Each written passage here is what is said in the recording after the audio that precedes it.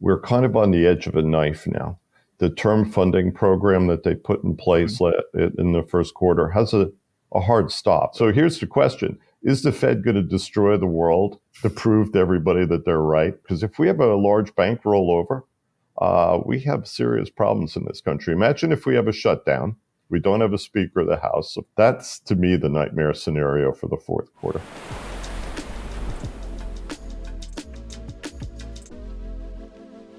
Today's episode is brought to you by MetaMask Portfolio. You'll be hearing more about them later on, but for now, let's get into today's interview. It's the afternoon of Tuesday, October 17th, and I am joined by Chris Whalen of Whalen Global Advisors.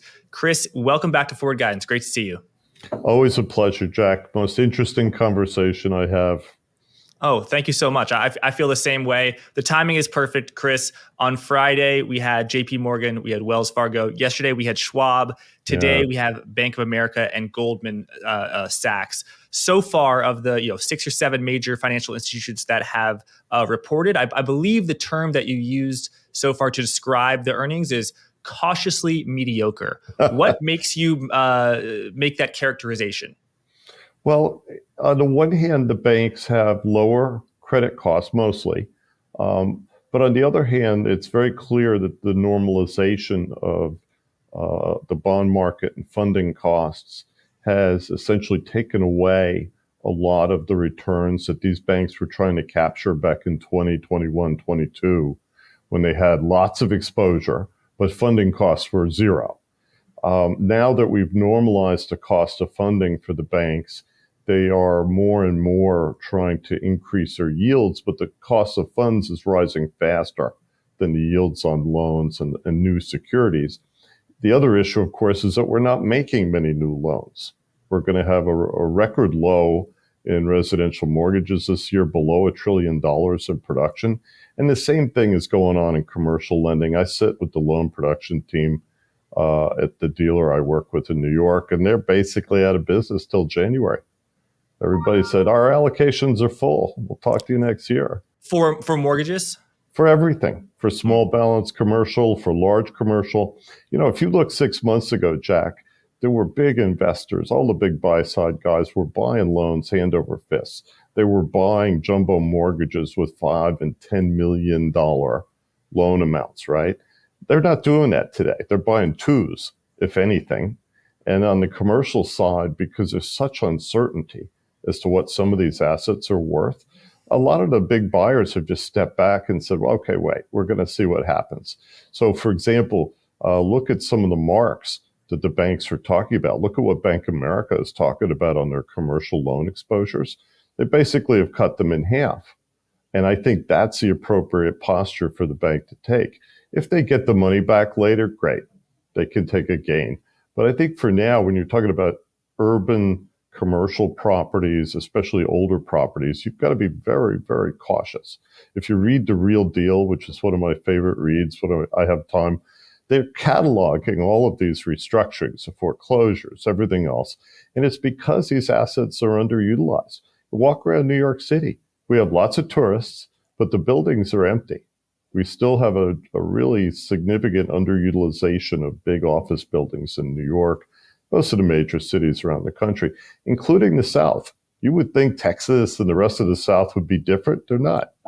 Atlanta. I mean, it's astounding, but all of these cities are dealing with a sudden change in the use case for commercial properties that nobody anticipated. It's like we wound the clock back 100 years. We've taken Henry Ford and kidnapped him, right? So we don't have this car-centric, commuter-centric model for cities anymore. People realize that they could work at home. And there are whole industries like residential mortgage that will never go back to the office. Why should they? They should be out making loans. So that, I think, is the big change. You need back office people. You need certain critical functions in offices. But the front office people, the sales people, no, they can work on the road. Okay, so banks own a lot of real estate loans, commercial real estate loans, which is apartment buildings, but particularly office. Is it true, Chris, though, that office loans are a small percentage of commercial real estate and that the real bank exposure is in the regional banks, not the banks we're going to be talking about today, not the JPMorgans and the Bank of America. I think Wells has the biggest CRE exposure, but it's nowhere close to a lot of the regionals. Is that fair? Well, yes and no. The regionals tend to lend in footprint. They tend to lend on small to mid-sized companies, and they in turn lend on their real estate. A small and mid-sized enterprise will typically own their office space, their factory space, etc. So, of course, the smaller banks have smaller commercial loans. It doesn't make them any less significant to the bank. But remember, a commercial loan is typically 50 cents on the dollar. So they have 50% equity, 50% debt. You're talking about commercial real estate. That's right. Yeah. That's what the regulators want to see.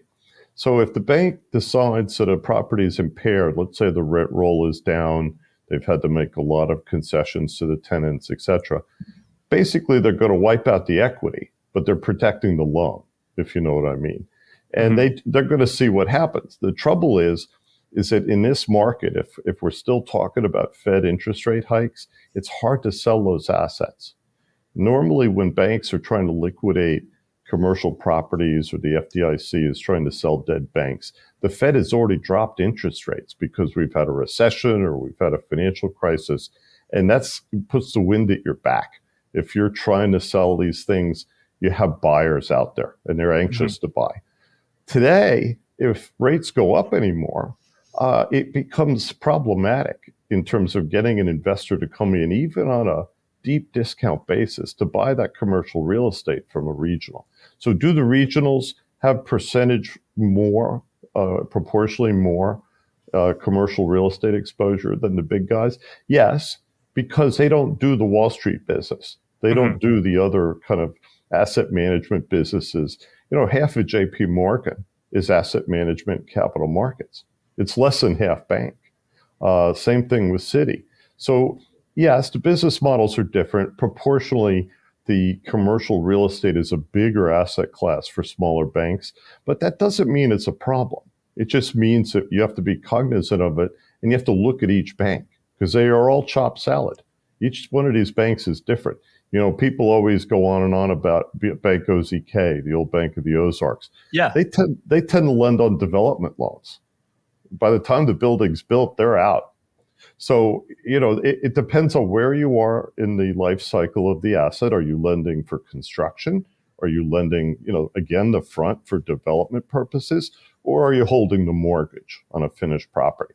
If you're holding a mortgage on an old building in downtown, almost anywhere in America, then you're probably going to mark that asset down just to be conservative. Okay, and would you mark that down because of credit or of interest rate risk? And if it's both, tell us about that, because I think of fixed rate mortgages. Almost all of them are fixed rate with a maturity of 3, and when you get paid back depends on a whole prepayment, all sorts of stuff like that. But when it comes to commercial real estate, I think of a lot of those as floating rate loans. And Yes. if that is the case, and if the real problem that banks so far have faced is not credit risk, but interest rate risk, I wish Schwab owned more commercial real estate. I wish Bank of America owned more commercial real estate loans so that they had the floating rate exposure instead of owning a fixed rate mortgages. And I'm aware that this quote has the possibility to age very poorly. I'm prepared for that. Yeah, but it's not a rate issue per se. It's a loan to value rate issue. So if I'm a commercial lender, the regulators say I've got to have 50 cents on the dollar of equity, right? If the value of the building goes down, or if I even see that the rent roll is falling compared to a year ago, 2 years ago, I know the building's worth less. I also know that investors are looking for higher cap rates on those buildings. So they are going to be demanding higher returns. And again, that's going to hit the lender because let's say I'm the bank and I hold a mortgage on that building and there's been a 10% erosion in the net operating income for the building. I'm going to turn around to the owner, quote unquote, and ask them for more equity before I roll the mortgage because I want that mortgage at 50 LTV. If it goes up to 60 or 70, I got a problem because that's an impaired asset.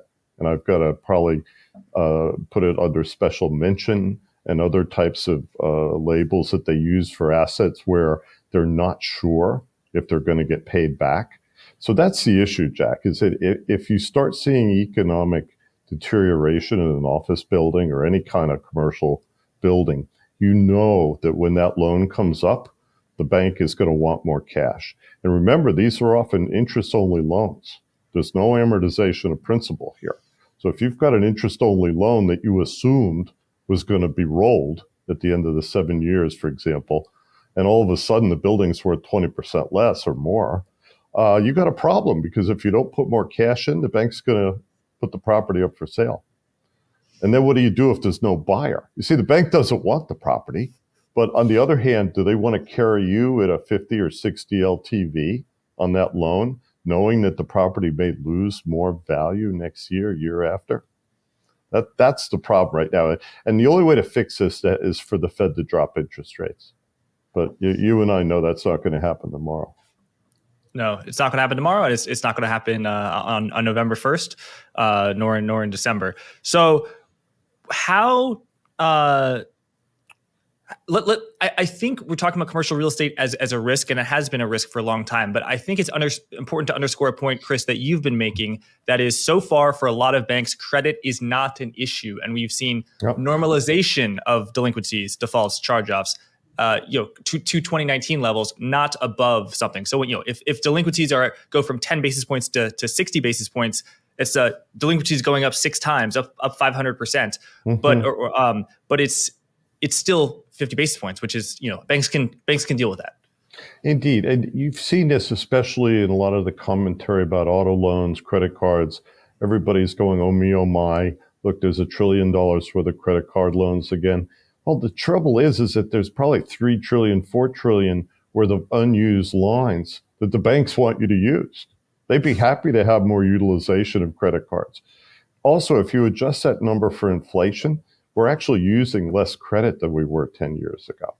So you really have to always remember context when you're looking at time series data, because the meaning of the data changes over time. This was the great error that Piketty made in his book years ago. He had all this data that he got, but he never really addressed the fact that the meaning of the data changes over time, especially when you're talking about centuries.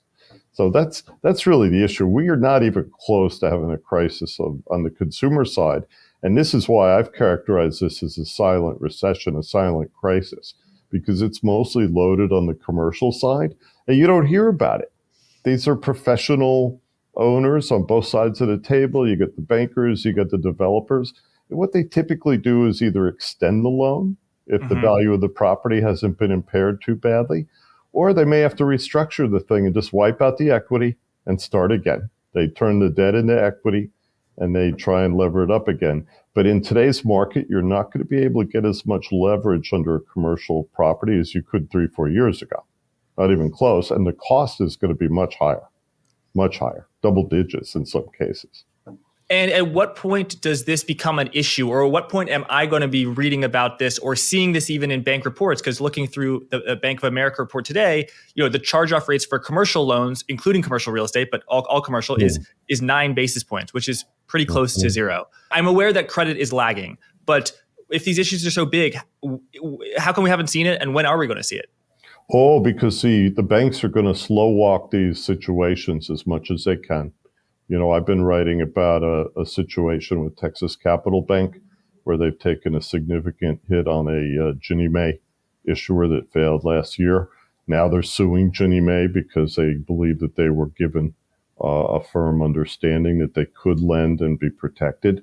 So the bank hasn't taken that loss yet. They may not take that loss for a couple of years. Wasn't Ginnie Mae supposed to be guaranteed by the government? Explain to me. Well, no, this is different. It's just the reverse market. The issuer went down and the lender had been lending what are called tails or participations, which is how they give the borrower cash. A reverse borrower, you've seen these late night advertisements, they get cash instead of paying cash. They're taking equity out of their house. To finance that, however, is onerous, especially when interest rates are up this high. So we've already had one issuer fail reverse mortgage funding, and we're probably going to have more fail over the next year or so. And how is it that on single family homes, reverse mortgages are failing? Because the data on mortgage delinquencies or home HELOC, home equity. The loans aren't failing the issuer, the guy Okay. who's responsible to advance cash to grandma. How did the issuer fail? Because they couldn't fund themselves. Okay. The Because rates went up. okay. Well, okay. So we're again, talking SOFR plus 2 today. So that's 7.5%. That business doesn't work when rates get that high. no, especially when you're making mortgages at 3 or 4%. Yeah, so those legacy mortgages. Remember, FHA reimburses you at the debenture rate if you have a problem with an asset like that, and you're paying 7.5. So, that's a big mismatch. And this is across the board. It doesn't matter what kind of loan you're talking about. Just about everything in the residential world from an issuer perspective is underwater. The consumers are fine. It's the issuers who are having difficulty. So if interest rate risk remains a severe issue, but credit risk is only beginning to peek its head and not nearly as bad as a lot of folks have been saying for over a year now, are bank stocks a buy? Are they a sell? How do you think about bank stocks? And obviously, let's get into specifics on specific names. Well, sure. I mean, the only common position I have right now is New York Community Bank, which we've talked about before. They're doing quite well. They're like 4 or 5 on my list. Who else? We got UBS, Deutsche, a couple of others, but most of them are going to remain weak until we get a little better visibility on earnings. I would tell you that that's going to take a couple of quarters, simply because, if you're an investor right now and you're not sure what the asset quality of the bank is, do you want to go long the common equity? I would say if you want exposure, given how roiled these markets have been, you might go shopping for preferreds before you look at the commons. I haven't added to my position, but I still feel very good about New York Community Bank because they bought part of the Signature failure. Before that, they had merged with Flagstar, so it's now a national mortgage business. They're number 2 behind JPMorgan as a warehouse lender to non-banks, and it's an impressive institution. And of course, it's New York. But they can't use that name outside of New York. They actually go by Flagstar in the rest of the country. What would you have to see for you to start taking some long positions in common equity? Well, I think depending on the banks, you could start shopping for some of the residential mortgage lenders. Western Alliance, for example, is one of the best performing banks in the country in 21, but then it got sold off dramatically when housing slowed down. Now, everybody was waiting for credit to come and bite us on housing, right? But it didn't happen. So you have a lot of stocks that are down on their luck. The one of the top 5 that I like probably the most is Wells. I think they are slowly getting their act together. They've gotten their operating efficiency down in the 60s from the 70s and the 80s, where it was because they had all these expenses related to the regulators and the lawyers and everything else. That's over. And I think as the bank shrinks, which it is doing, they are going to end up with higher equity returns. That's the irony here, Jack. These banks got expanded and bloated by the Fed's open market operations, and it hurt their equity returns. It hurt their asset returns. Now, as we get these banks smaller, look at Schwab. I think Schwab is going to end up being more profitable, at least from an equity perspective, when they get that bank down and their total assets or on balance sheet assets are down, in the $300 billion range. At one point, they were bigger than U.S. Bank. Back in 2021-22, they were the 6th largest bank in the country, but the whole thing was just a big interest rate trade. They have no loans. Their loans are like 10% of their book. So this is a classic example of market risk. They have a lot of securities. They've moved a lot of securities that they're going to hold to maturity. They've sold a lot of securities. The shorts tried to kill the bank, but they were unsuccessful. And I think now Schwab's going to go back to what it was supposed to be, which is managing $7.5 trillion worth of off-balance sheet funds for their clients. The bank was supposed to just be an extra. It was supposed to provide services to the clients, maybe a little yield. But when you saw the bank was bigger than the rest of the business, that was a clue that said, no, this is not a good idea. Because if you compare them with, say, Raymond James or Stifel, who are all banks, right? Those two little competitors are actually more profitable dollar for dollar than Schwab. Stifel's great. I love that company. But they're also very small. They're not going to attract the attention of the big Wall Street managers. Regarding Schwab, tell me about your views on, you're right, it's a huge interest rate trade. They bought a lot of treasuries and in particular mortgage-backed securities, Asian mortgage-backed securities, agency, and that yielded very, very, very low rates when rates were zero. So right now their yield on the held to maturity is 1.72, which is even lower than the yield on Bank of America, which is 2.47. Schwab has lower cost of funds. Yep, you're right. They're still the bottom. And I think that helps them. They're going to have to sit on those low yielding securities, some of which will be underwater.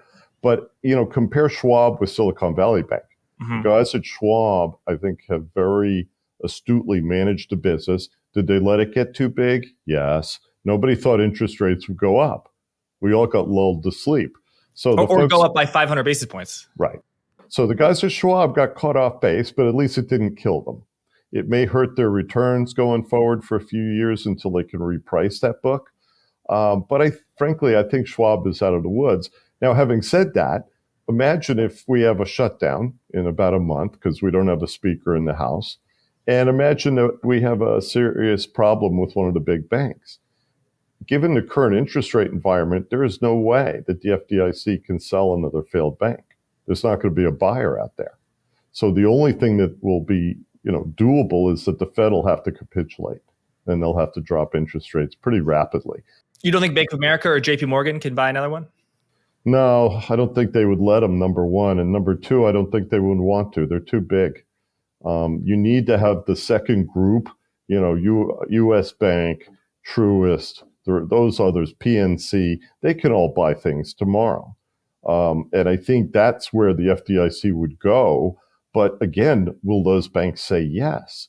Will the bank and their auditors say, yeah, this is fair value for those assets. Go ahead. We're getting a 30% discount. If FDIC offers me a 30% discount, but I don't know what the fair value is today, can I say yes if I'm a director of the bank? No, I can't do it. So that's the trouble. You see, remember, FDIC is set up to finance the loss when they sell assets to a healthy bank. If all the banks are not healthy, then they can't help. And then that's what happened with Silicon Valley and Signature. They had to liquefy the whole thing. FDIC is not set up for that. They're set up to basically sell banks as they did in 2008. They sold almost 500 banks perfectly, flawlessly. But if you don't have the right environment in the interest rate market, nobody's going to show up. The room's going to be empty. How is it that Schwab's cost of deposits is so low? It's lower than pretty much any other large financial institution I know. It's 1.24% for the quarter that just on $290 billion. How is that possible? Because the customers aren't demanding more. They come from the advisors. These are transaction balances and things like that. So that enables them to have a very cheap cost of funds. They don't really do much with that money. It goes into T-bills. What else are they going to do with it? They're not going to make 30. It goes into 2020, 2021. It went into agency mortgage backs. Yep, that's right. But are they going to make 30-year mortgages with it and hold that on their balance sheet? No. Now remember, when they bought those mortgage backs, the average life of those mortgage backs was 3 or 4 years. That was a short piece of paper. Now it's 8 or something around there. No, 15. This is called duration risk. Yep. And when you see an extension like that, the spreads go out, the average life of the mortgage back extends, the price goes down. That's what happens. This is a classic example of extension risk, which has been the big bugaboo for Wall Street going back 40 years. Think of how many crises we've had because people bought a piece of paper when rates were low, but it had variable duration. So rates go up and all of a sudden the duration explodes. But Chris, how often, over the course of your career or, generations back, has it been this drastic in less than 2 years, a 500 basis point increase? There's 2015, 6 to 18, that was pretty mild, right? 2003 to 2006. Then there's 1994. I know that was a big one. But this is kind of, this is Volcker-ish. Yeah, Volcker right? was worse. And again, you didn't hear a lot about it. You certainly knew the S&Ls were in trouble, but these were tiny, tiny little institutions. These were not big New York money center banks that were in trouble. And so as the S&Ls got annihilated, basically the assets were bought and then sold. And slowly, and I mean over a period of a decade, the banks started getting into the mortgage market. Before that, they really didn't get involved, especially national banks. They weren't allowed to. Real estate was seen as verboten coming out of the Great Depression. So, things change. But I think the key issue to me is that, we have still a healthy economy. The Fed is trying to basically induce a recession so they can get inflation under control. But I'm not sure it's going to work, Jack. This economy seems to be ignoring them. And this is fascinating because, all of the traditional conveyor belts for monetary policy and the appearance that the Fed could control economic outcomes have been challenged. We cannot say that these things are correct anymore. Yes. So, Chris, you have been talking for a while about how all of the top banks are insolvent if you adjust for securities and loans to the market. So, securities, treasuries, agency mortgage-backed securities, those experience mark-to-market losses as interest rates rise. If they're available for sale, those are actually marked unless they're hedged. And there is some hedging in available for sale. Held to maturity is, it's pretty much illegal to hedge interest rate risk. And so it's buy not it on hedged. credit. No, because you would eat up the return. When you want to hold an asset, you buy it because you like the credit and you keep it. Yep, I learned that from you, and I'm doing a little bit of work on Bank of America. We saw today their unrealized losses on held-to-maturity securities was $130 billion. That's less than their book value, but you're going a step further, which is very non-traditional, I should say, but including the interest rate losses on mortgages. So instead of, you're saying a mortgage made at $100, it's now worth 85 cents or 80 cents on the dollar, even though loans are not marked to market. And you're saying that the financial institutions are insolvent. My question to you is, does it matter? And also, should we be taking into account the not marked gain on the liability side of the fact that deposit costs are not rising as much as the Fed funds rate? Well, no, deposit costs are rising faster than the Fed funds rate. But yes, it matters. And here's why. The whole definition of held to maturity requires that you have the capacity and the intention to hold the asset till it redeems. If you can't do that, if the fact that the asset is underwater and you basically are losing money every month that you hold it, if you decide to reverse that and sell the asset, you basically have to mark the entire portfolio to market. So today, if you look at a Ginnie Mae 3, it's trading at about 82 cents on the dollar. Okay? The loans and the mortgage-backed securities are the same in a sense because I can put more leverage under the mortgage-backed security. I can only really put 1 times leverage under a loan. But if I have to sell it, it's really the same. Loans are less liquid. So I'll get a discount on the loan that I wouldn't get on the mortgage-backed security. So in a way, I kind of am more concerned about the loan portfolio when you see this big interest rate shift. Because what if I have to sell it? What if I just wanted to raise money and repo those loans out? The haircut I'm going to get on a loan with a 2.5 coupon versus a 7.5 coupon is about the same as the price differential in the mortgage-backed security today. So imagine if I took a bunch of 2.5 loans, tried to finance them with another bank, and they say, fine, we'll give you 78 cents on the dollar. That's not helpful. And that's why you have to be concerned about the loan book when you see this kind of move in interest rates. If we had a 2 or 3 point move, it wouldn't be as concerning. But when you start with the securities and you're almost insolvent there, and then you think about loans, which are 2 to 3 times the securities portfolio in the banking industry, then it becomes a problem because if you're the treasurer of the bank, you have to always think about what are my liquid assets? What could I sell tomorrow without taking a loss? And banks are seeing a very, very constrained percentage of their assets that are available for sale, that can be sold without seeing the bank take a capital loss. That's why it's an issue. But I feel like if you're worried about this risk, you should be worried about Schwab, right? Well, yes and no. Schwab has the income to hold the securities that they have. They've said that very clearly. They don't have many loans. They have a small mortgage book.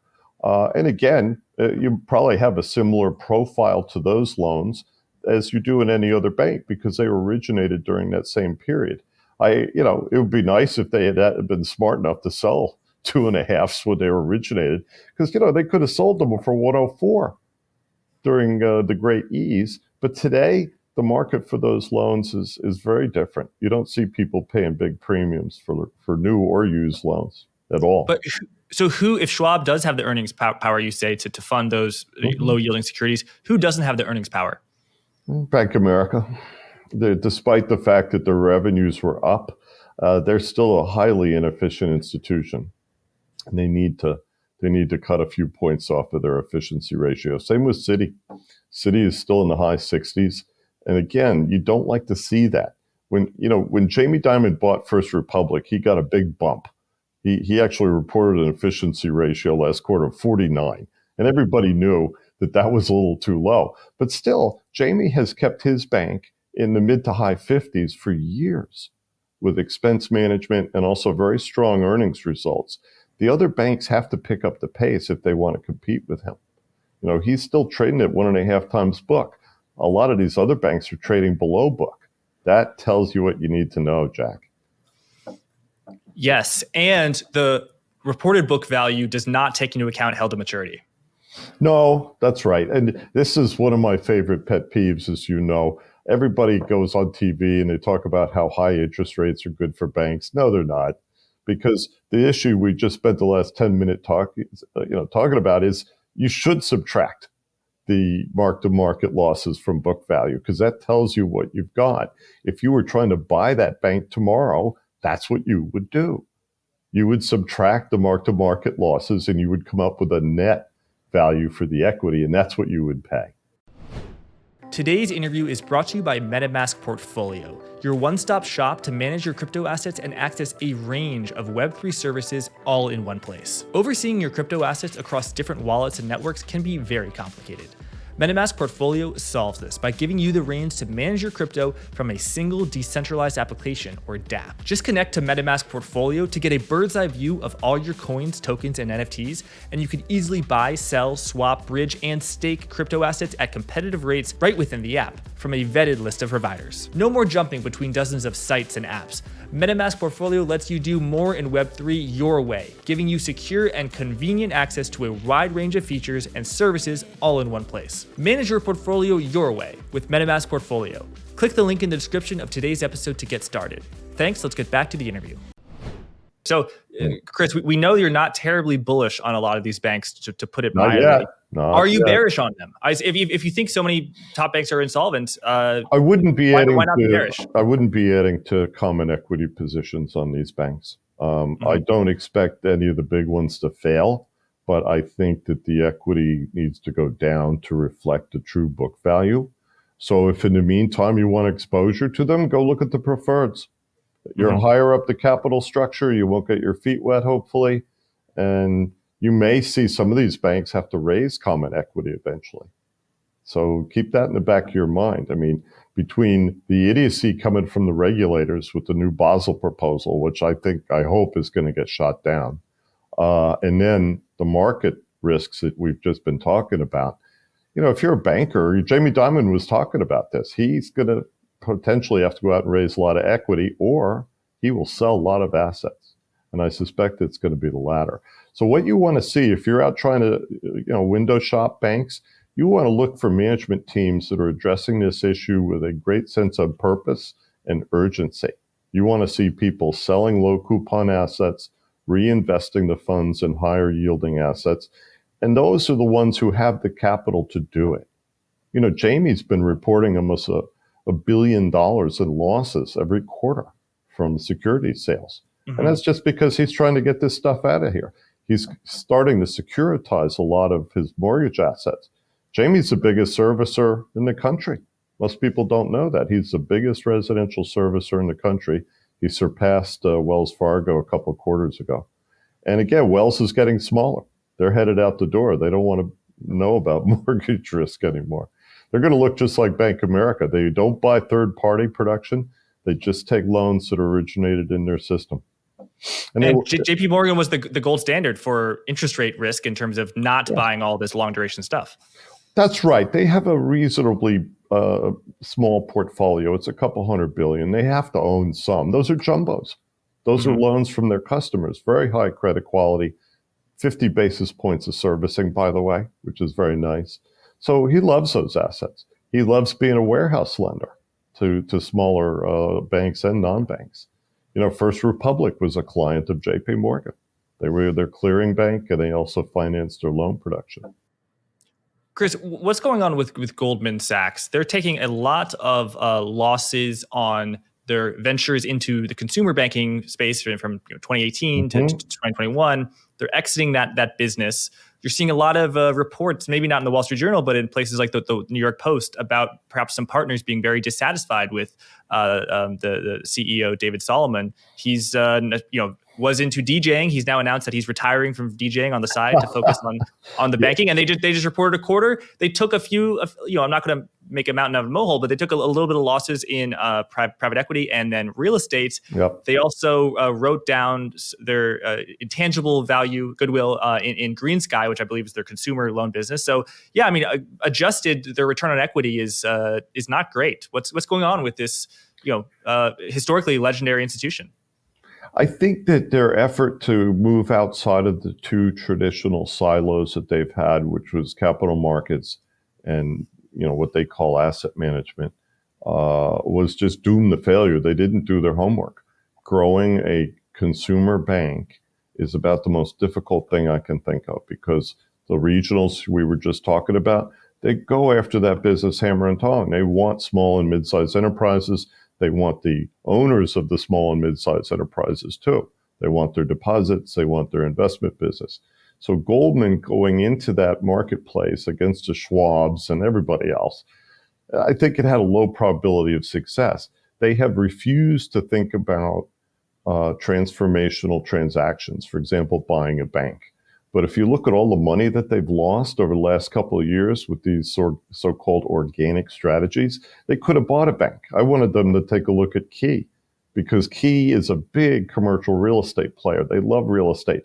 Goldman loves real estate. It would have been a nice marriage. And by the way, they have $110, $120 billion in core deposits. The regulators would not have let David and his colleagues actually run the bank, but that's okay. It would have made the overall organization stronger. I think Goldman ought to tie up with Citi. That would make sense. We can consolidate. Citi, isn't Citi bigger than Goldman? Well, of course they are, but they're both down on their luck. And the point is that you merge two capital markets businesses, and you have this good-sized bank with almost $750 billion worth of core deposits, huge payments platform, huge consumer loan book that generates lots of income. It would diversify two firms that really are two-legged stools right now. That's the problem with Goldman. They don't have a big asset management business. They don't make a lot of money on that AUM. Compare what they make with Morgan Stanley. Morgan Stanley makes twice as much money. So I think for David, when he talks about a pivot, where are we going, David? Where are we pivoting to? And I ultimately think Goldman is now last in line, the way Bear was, the way Credit Suisse First Boston was, and they're going to eventually get bought. Really? By whom, do you think? I don't know. Maybe a large, happy European institution. But I think ultimately the also-rans in banking, they eventually get merged. The problem is that we can't go to the top 5 banks. They would never allow that. I think the only way you could do a transaction with Goldman would be to put them together with somebody like Citi, because then at least we're solving two problems. I wasn't aware that you thought the situation was that bad at Goldman. I knew it was bad. Citi, that has been a problem child since pretty much 2007. Your entire life, 50 years. Dick Beauvais said that, by the way, who I love. He's a dear friend. 50 years of restructuring, that's where we are. We should do a book. It'd be like a good Mexican book, 50 years of solitude. That's actually one of my favorite books. But so Citi, their return on equity has been meager. They're trade at a very cheap valuation on book value because the return on equity is so meager. Well, because the expenses are too high. Jane cannot go to the party unless she gets her efficiency ratio down in the low 60s and keeps it there. Man, do you think she knows that? She's talking as if she knows that. Yeah, she does. I mean, look, she is trying to flatten that organization, get rid of committees, get rid of all the other stuff that they should have gotten rid of 10 years ago. But Citi was an institution for so long that they kind of went their own way. They had crappy internal systems and controls that they didn't spend money on. Now she's having to address a lot of this stuff. And at a time when she's trying to keep costs under control, that's painful. So I feel for them. It's a great institution, but I think it's lost its reason to exist in the market we're in today versus, say, 40, 50 years ago. And Goldman, frankly, is in the same boat. They're trying to do business like it's 1983, but you can't. This is a different market. And if Schwab gets cheap enough, David should get down on his hands and knees and sell the Goldman business to Schwab. And, that might be a winner. But they need to, they're not a depository. That's Goldman's problem. Chris, why is Goldman, an investment business of both investment banking, so raising money for people, and then trading a lot of, fixed income sales, intermediation, equity trading? Those two businesses, are very profitable business and have been profitable businesses since 1983. Why is it that you think Goldman is now finding itself out of step with the time? I think those businesses come and go. They are highly cyclical. They're very much correlated to interest rates. So sometimes they're great, sometimes they're not. They're also very idiosyncratic. In other words, you get risks like, one MDB, all of the rest of them, where you had a operational, reputational risk that was hiding that suddenly explodes. And next thing you know, the firm is all over the newspaper. The regulators don't like to see that kind of headline risk with a bank. So if you don't have an asset management business the way Morgan Stanley does, it can kind of add a little bit of stability to the mix. So the variation in the capital market side is muted somewhat. You have a problem. And then, of course, the Goldman investment business, they act as principal. They act on behalf of their clients. They put them in the real estate. They put them into all sorts of other things. That's a high-risk business because if you get it wrong, all of a sudden you're in the front of the newspaper again and your clients are unhappy. So if you compare the Goldman business with any of the other big asset gatherers, as I like to call them, they're just a much more risky proposition. Huge derivatives book, huge. The biggest on Wall Street is a percentage of the assets of the firm.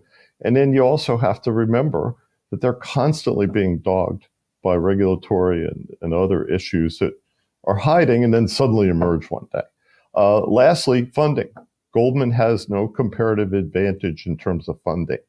So both they and Morgan Stanley have seen their interest costs going up very fast. And there's not much they can do about it. Because again, they're not a bank. Morgan Stanley's got 300 plus 400 billion some odd in bank assets. So that helps, that adds stability. Goldman doesn't have that. I'm just looking at the series of financial companies to report over the next few days. So we've got American Express. American Express, best performing U.S. bank.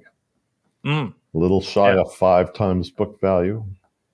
We've got the regional banks. We've got U.S. Bancorp, PNC, Truist, Comerica, Key, which you mentioned, Bank of the Ozarks, a smaller entity. Yeah. What's on your radar, and what do you think are going to be some banks that show resilience and banks that may have some issues?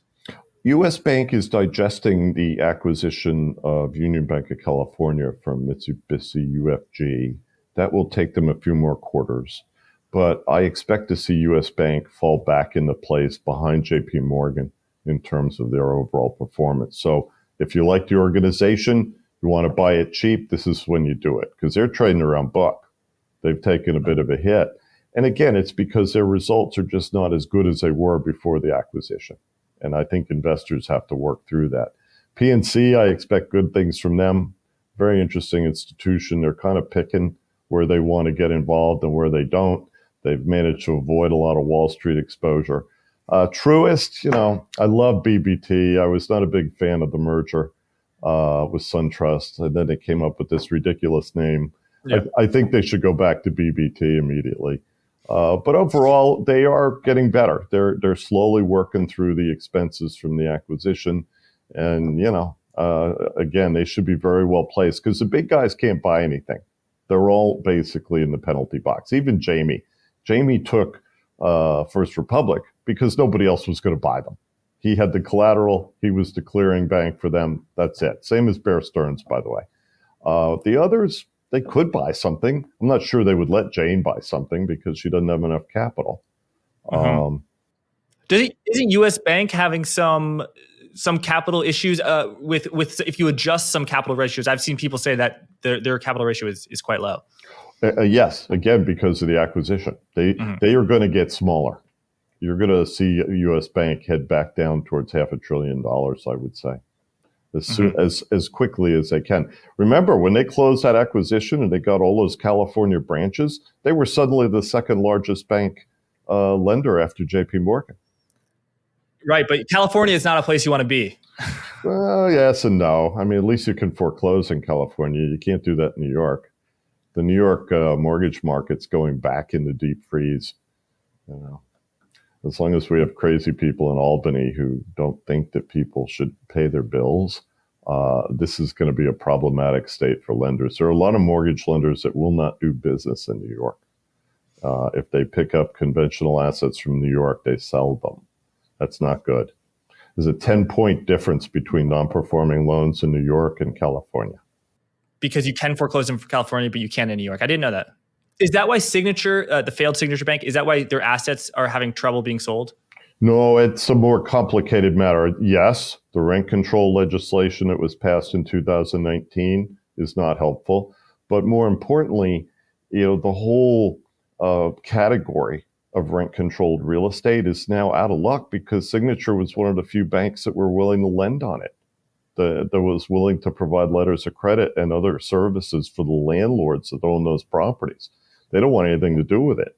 Flagstar bought the non-rent-controlled assets. They offered to service the rest of it, but nobody wants to own those assets. That's a problem. FDIC actually kept the majority position in all of the JVs they created to hold those assets because the statute allows them to protect housing for low-income communities for a period of time. But eventually they'll have to sell those assets and they're going to go at a deep discount. What about the card issuers? You mentioned American Express, obviously Right. Bank of America, Citi, JPMorgan, they've got a big Discover. cards business.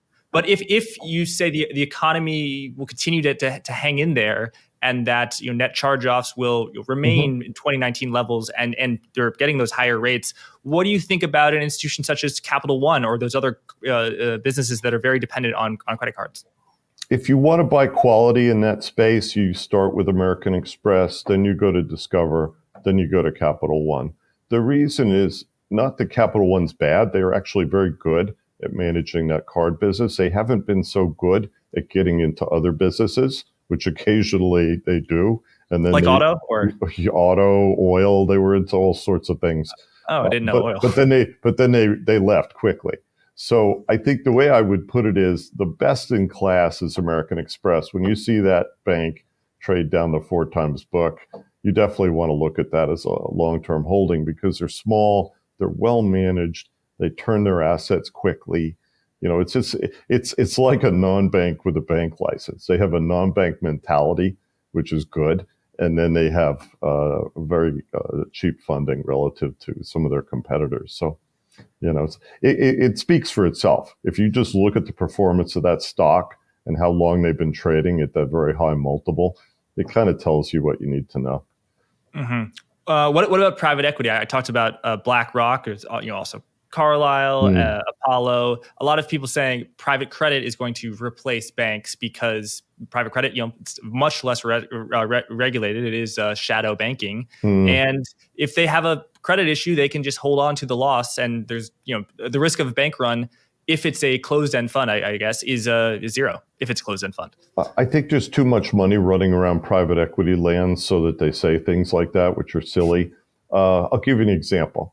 When Credit Suisse decided to exit the U.S. residential mortgage market, they sold some of their assets to Apollo, to a new vehicle they set up called Atlas. Atlas picked up some of the financing in the Ginnie Mae space for a number of non-bank issuers. But Apollo wasn't silly enough to buy the Ginnie Mae servicing book from Credit Suisse, which they still own. And they also own the largest private label mortgage servicer in the U.S. It's the rump of the old private label loans from the 2000s. The private equity guys know that they don't have a funding advantage. They like to flatter themselves into thinking that they're smarter than everybody else, but they're not. So at the end of the day, the banks have an advantage here because they can warehouse failed, commercial properties, for example, and just sit on them for a period of years, and the funding is cheap enough that they can do it. Private equity can't do that. They have a finite term for their funds, and they also have to be somewhat transparent with their investors. So, for example, when you saw that Goldman got into trouble on some of their real estate investments, it's because they didn't anticipate the change in the market environment, and that rippled into the change from COVID and behavior patterns, commuter patterns, that sort of thing. And all of a sudden, assets that, at the time they took the position were golden, are going begging. They're trading at a discount. You got to remember that commercial real estate, going back 75 years in this country, was basically the gold standard.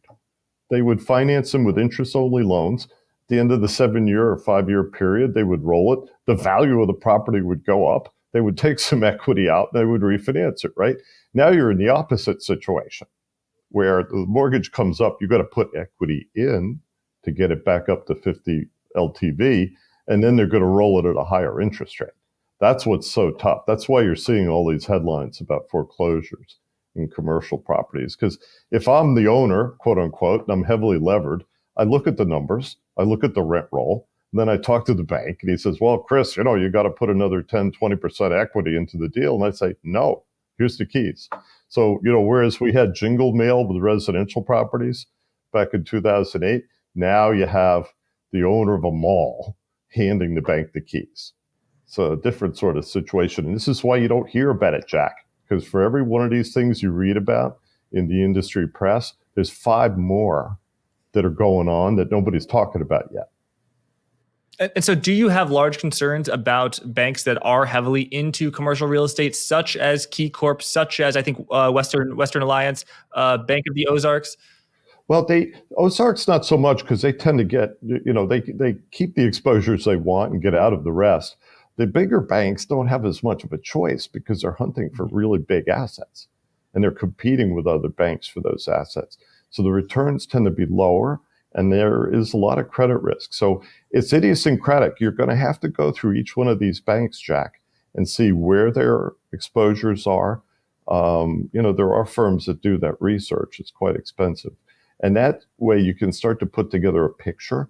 But they're not going to tell you about this stuff immediately. Say if a building goes into foreclosure, you may see a mention of it, right? But the bank lenders who hold that paper may sit on it for years if they can fund it. They are going to look for buyers almost immediately, right? But they may not find a buyer. So they'll just sit on it as long as they can. How are you assessing the risk of another bank failure? We had Silicon Valley Bank failed, then we had First Republic Bank fail. I don't think we've had definitely not a bank anywhere close to that size fail. Obviously, Signature failed the same day as Silicon Valley Bank, or I guess 2 days later. How are you assessing that risk? Because talking about if all these banks are insolvent, if there's no bank run and they never have to realize that loss, it doesn't matter, and they can earn their way out, right? Yes, if you have the funding and you know what you're doing, you can.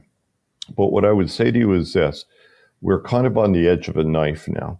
The term funding program that they put in place in the first quarter has a hard stop at 1 year. Do you think it's going to be renewed, the bank term funding program? No, I think they're going to try and come up with something else. They call it TARP 2.0. They kind of stole my idea from last year when we were talking about this, the idea of repoing loans at whatever coupon they had and just waiting essentially for the Fed to drop interest rates.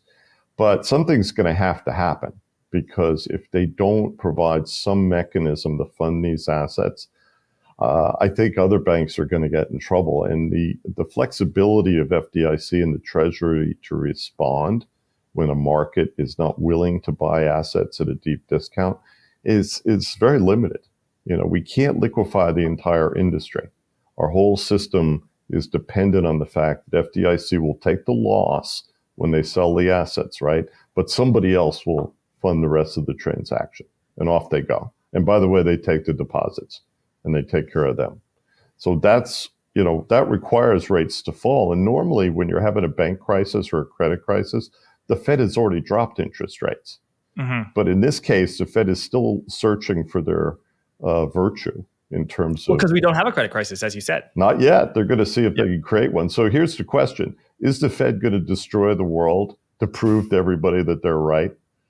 That's what I wonder. Because if we have a large bank rollover, we have serious problems in this country. Imagine if we have a shutdown. We don't have a Speaker of the House, of course. If they can't elect Jordan, who are they going to elect, right? And then maybe we have a bank rollover.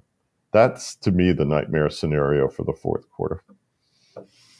Wow. And on the deposit side, are you seeing any slowdown in deposit attrition or I guess a decline in deposit beta? Yes. Any glimmer of hope, even if it's a glimmer of hope relative to expectations 3 or 6 months ago? Yes. Since the second quarter, we have seen a sharp deceleration of the rate of change, both in funding costs and also in asset returns. So asset returns kind of jumped for a few quarters. Funding was right behind it. But after a while, it started to ameliorate. And I think consumers also calmed down a bit. You didn't have the kind of impulsive decisions to move funding. I had a lot of friends who are on the boards of not-for-profits and other types of entities that were worried about their cash. And so they would open an account at JPMorgan in case they had to move the money. But that, I think, has calmed down somewhat. That hasn't fixed the problem, though. So while it's good that the Fed and Treasury got ahead of the problem in terms of public perception, the arithmetic of accrued interest has not changed. And that's why I think when the term funding program ends, we're going to have a replacement, whatever we want to call it, right, to fund these legacy assets. And by the way, you're going to have the Treasury in the market next year buying some of these low coupon Treasury notes and bonds and replacing them with current production, which will cost them money, by the way. They'll buy the notes and the bonds at a discount, and then they'll issue new paper with a current coupon. That'll help, but there's still a huge ghetto out there of paper with very low coupons that nobody wants, even though the yields are quite attractive, right? If you're a cash investor and you can hold this stuff, okay. I do that myself for my own portfolio. But if you're funding in the market, do you want to go out and buy a Ginnie Mae 3? No, definitely not. And the dealers have the same problem. They don't want to hold legacy Treasury paper that's trading at a deep discount because it's very risky. They're more volatile than current production. And the funding is a net loss. Yeah, folks were talking about this on Twitter about how if you buy a 30-year Treasury and yields go up 50 basis points, you only lose a tiny little bit of a percent. But if it goes down 50 basis points in a year, you gain something like 8 or 9%. And that's, of course, because it now has a very high relative to zero yield. And so its bonds are, on a relative basis, exceptionally attractive to unlevered investors, and agency mortgage backs that you just talked about. They get a yield spreader than that. They're even more attractive. But the problem is that banks are not unlevered investors. They are levered investors, and there's a cost of funding. 15 to 1. So when you take a loss in a bank, it very quickly eats you up. It's different. They always whine about non-banks in Washington, but they run at 2 or 3 times leverage typically, maybe a little higher. Banks are 15 to 1. So when you start making mistakes, those mistakes eat up your capital very quickly because the leverage that helps you make money in good times, right, comes back and starts chewing your arm off at bad times. That's why banks fail. So earlier I asked about whether the Bank Term Funding Program will be rolled over in March of 2024. You talked about TARP 2.0, which I think I and a lot of people would see as a exceptionally generous a package, a bailout to banks of basically funding their securities at much lower than market interest rates. So it's essentially a giveaway funded with warrants. So that's a not that fleshed out well plan. Although the guy who wrote it, I can tell he's a very sophisticated thinker and interesting idea.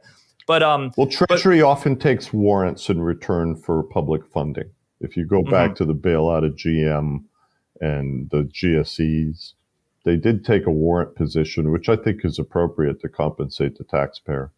Right, but it's a 300 basis points below par funding on $1 trillion of assets, so it's $30 billion a year. So that's a lot of warrants per year.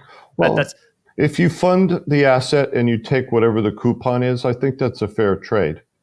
Banks don't have a lot of choice. They have to own a certain number of treasuries and mortgage backs in their capital stack. What else are they going to own that has that low risk weight, right?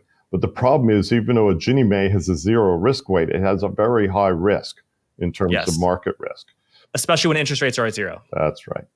So, the street keeps trying to convince us that we should be buying mortgage backs for the portfolio, but the spreads keep widening.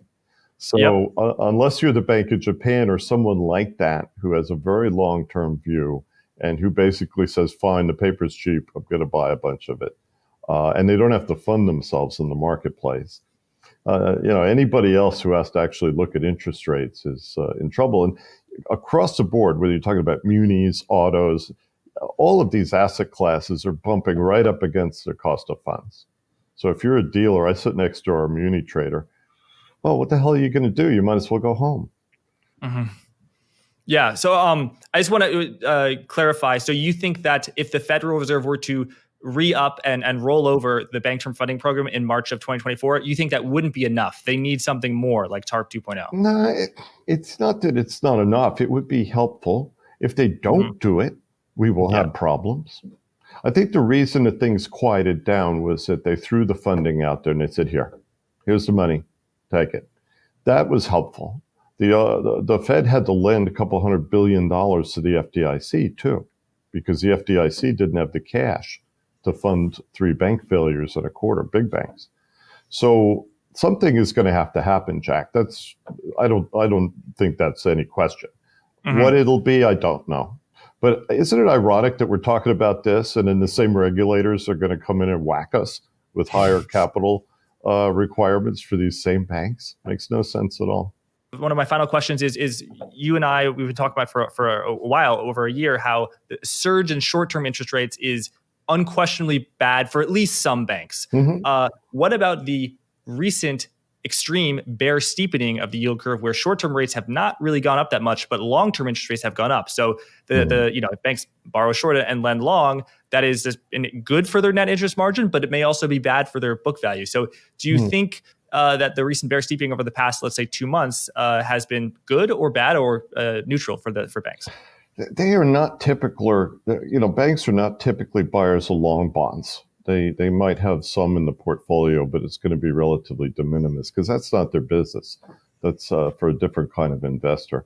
I think, what's interesting about your question, Jack, is notice how hard it's been for the Fed to get short-term rates to go up. We've been loitering in this level for a long time, even after they've supposedly raised the target for Fed funds. And I think it's because a lot of really risk-averse investors know that there's a deflationary debt problem coming, and we are going to have to restructure a lot of debt. So that's why I think the short end has been so difficult to move. The long end is just spread expansion. If you look at the mortgage backs, the spreads are at the wides, I think, going back 20 years now. Yeah, 99th percentile. Yeah, but even with these yields, they still can't get people to come in because really for 2 reasons. If you pay a premium for a bond like this, and let's say the Fed drops interest rates in 6 months, that security is going to disappear because of prepayments. The mortgage lenders are so hungry that they're going to go after those borrowers and try and refinance them, right? Boom, gone. So that is, I think, part of the reason why investors haven't been willing to push yields back down on the long end, because they don't know what's going to happen. It's just the uncertainty about the interest rate outlook. You had a letter that just came from the American home builders and the mortgage bankers and everybody else, the realtors. And what they said to the Fed was, could you tell us what you're going to do, please? We need some visibility. They weren't telling him not to do anything. They would like it if he didn't raise rates anymore. But they were saying, look, we can't function if there's no visibility in the marketplace. And that's what a lot of investors are dealing with. And so if interest rates right now are 5.25 to 5.5%, and let's assume the Federal Reserve doesn't do any more hikes and interest rates stay at 5.3%, you presumably, sounds like, thinks that is going to pretty soon, on a shorter or midterm time horizon, cause a lot of problems in the banking sector. What would be a sufficient level of cuts to where you think the problem in the banking sector would be ameliorated? Would it to 4%, 3.5%? Where are we sort of getting in the ballpark? You would probably, if you had another, say, regional bank rollover where the FDIC had to intervene, you would probably need to push interest rates down at least a point and a half to give the market a little bit of lift. Because it's only then that the hungry sharks are going to come in and start buying failed assets. They're going to come in and start buying buildings and things of this nature. If rates are rising, it's very hard to value these assets. So imagine if you're a big Wall Street private equity fund, you're trying to put assets like this into a new fund you just created for restructuring commercial real estate, right? Well, you've got to be really sure that you're not going to lose money on that, especially as you're reading about your friends at Goldman Sachs taking their lumps on commercial properties. But this is a widespread problem. There are many, many, many players on Wall Street today that were betting heavily on commercial real estate over the last 5-10 years, and now they all have a problem. That's where I think the problem is. It's on the commercial side. The consumer is not even really an issue yet, and I think that's good news in a sense. But there's nobody out there shedding tears for landlords, for example, who didn't get any rent payments for 2 years during COVID. There's no member of Congress offering to make them whole. So that's really the issue. There are so many commercial properties out there that were hurt during COVID, and there's no way to repair them, really, except restructuring them. And my final question is, do you think it's more likely that it will be a smaller regional bank that will have issues rather than large banks? I brought this point up earlier, and you somewhat agreed but somewhat disagreed that the large banks, JPMorgan, Bank of America, I pulled the stats up, their commercial real estate exposure is small relative to history for those banks, as well as very small relative to the small banks and regionals. I don't think you can generalize. If you have a bank that's mismanaged, that has a lot of its assets underwater, such that they don't have earnings power and you can see it, that's all you need to know. It really comes down to confidence. If people believe that a bank is acting properly, then they're going to support them. But if they believe that the management has missed something, or if there's hidden risks or losses that we still don't know about, then that's when banks get in trouble. It has nothing to do with capital. It has everything to do with confidence in management, confidence in their ability to manage through the cycle. And that's really what'll make or break these guys. There we go. Well, got it. Chris, thanks so much for coming on, sharing your My insights. pleasure. People can find you, the institutional risk analyst and Whalen Global Advisors, and of course on Twitter at RC Whalen. Thanks again for coming on, and thank you everyone for watching. All right. Thank you, Jack.